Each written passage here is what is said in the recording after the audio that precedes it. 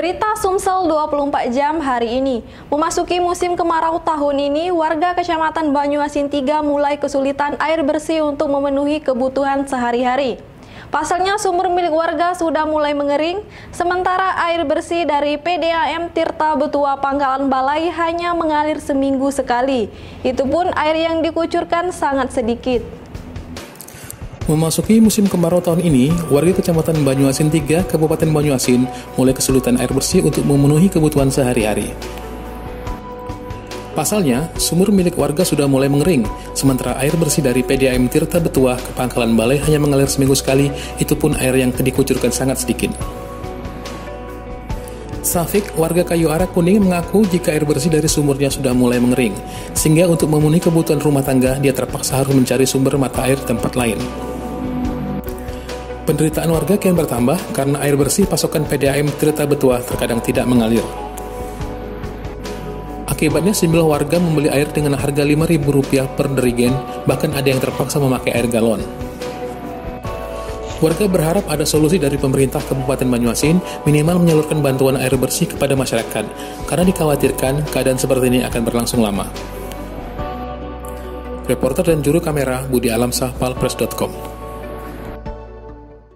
Pemirsa, Kabupaten Muara Enim hingga kini masih berstatus zona merah atau berisiko tinggi penyebaran COVID-19. Berbagai upaya dilakukan untuk menekan penyebaran virus tersebut, seperti yang dilakukan PTBA yang melakukan penyemprotan disinfektan berskala besar. Dengan menggunakan 2 unit mobil pemadam kebakaran serta dikawal anggota Polri dan TNI, petugas PTBA bersama Serikat Pegawai Bukit Asam melaksanakan penyemprotan cairan disinfektan dengan mengelilingi Kabupaten Muara Enim.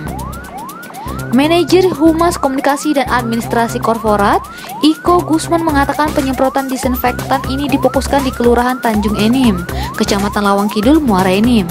Dalam kegiatan sterilisasi ini sendiri, setidaknya ada 8.000 liter cairan disinfektan yang disemprot. Selain penyemprotan disinfektan, Bukit Asam juga membagikan masker gratis sebanyak 2.000 masker kain untuk masyarakat Lawang Kidul. Camat Lawang Kidul, Andri Lemartin, menyebut kegiatan ini dapat meningkatkan kepedulian dan kewaspadaan masyarakat Lawang Kidul agar lebih disiplin mematuhi protokol kesehatan. Hal ini mengingat Lawang Kidul masih berstatus zona merah. Reporter dan juru kamera, Fuad, palpres.com. Pasangan bakal calon Bupati Ogan Ilir, Ahmad Wazir Nopiandi dan Ardani atau Opi Ardani, rutin berkunjung ke desa dan kelurahan di Kabupaten Ogan Ilir.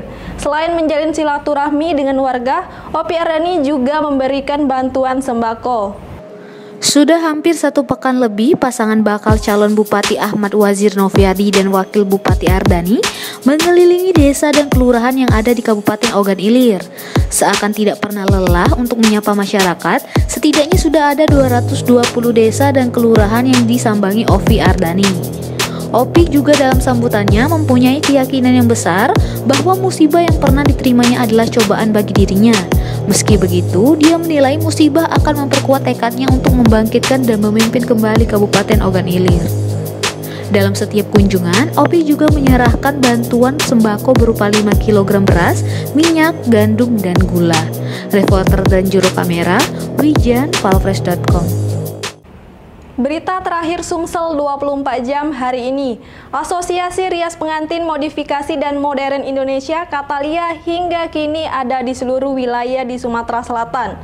Dengan kekuatan organisasi ini, Katalia diharapkan bisa melestarikan adat budaya Sumsel, terutama di bidang rias pengantin. Asosiasi Rias Pengantin Modifikasi dan Modern Indonesia Katalia resmi memiliki cabang di 17 kabupaten dan kota di Sumatera Selatan. Hal ini setelah dilakukan pengukuhan 17 Dewan Pimpinan Cabang Katalia masa bakti 2020 sampai 2025 di ruang serbaguna Gedung DPD RI Perwakilan Sumatera Selatan, Jakabaring, Palembang kemarin. Anggota Dewan Perwakilan Daerah Arniza Nilawati mengatakan, tata rias pengantin sekarang ini tidak boleh terlepas dari kekhasan budaya Sumsel. Dengan modifikasi tata rias pengantin sebaiknya tetap mengedepankan kekhasan budaya lokal. Oleh sebab itulah, asosiasi ini diminta untuk memberikan pelatihan kepada masyarakat secara luas agar bisa meningkatkan kemampuan merias pengantin dengan dasar budaya Sumatera Selatan. Dia juga berharap asosiasi ini dapat jadi fasilitator transfer keahlian untuk para ibu rumah tangga yang ingin menambah penghasilan keluarga dengan membuka usaha tata rias pengantin. Sementara itu, Ketua DPD Katalia Sumsel Francisca Jessy mengatakan, saat ini kepengurusan DPD Katalia Sumsel baru 5 personel, yakni Ketua, Sekretaris, Bendahara, Humas, bagian lomba, dan bagian pendidikan. Kalau sekarang kita baru bentuk 1 ketua dan 5 anggota. 5 anggota itu ada sekretaris, ada bendahara, ada humas, ada bagian lomba, sama ada bagian pendidikan. Harapannya itu terbentuknya DPC rias pengantin itu lebih dikenal yang tradisional dan adat istiadatnya itu di seluruh Sumatera Selatan sampai ke pelosok-pelosok, sehingga kita bisa kasih penyuluhan untuk perempuan yang ingin punya penghasilan sendiri. Jadi mereka bisa belajar, bisa mengetahui potensi apa yang ada di dirinya. Staf ahli Wali Kota Palembang bidang perekonomian, pembangunan, dan investasi, Letizia mengatakan pemerintah Kota Palembang siap membantu asosiasi perias pengantin Katalia. Ia menilai perkembangan bisnis tata rias pengantin di Palembang sudah sangat baik, namun diakuinya perlu lebih dipromosikan. Tanggapan kami sangat baik sekali ya, cuma mungkin perlu dipromosikan lagi. Promosikan lagi sehingga masyarakat tahu, oh siapa-siapa aja anggotanya, di mana alamatnya, sehingga masyarakat kita tahu gampang menghubungi. Inilah memerlukan untuk tata rias pengantin. Reporter dan juru kamera Cita Utama, palfresh.com. Demikianlah berita Sumsel 24 jam hari ini.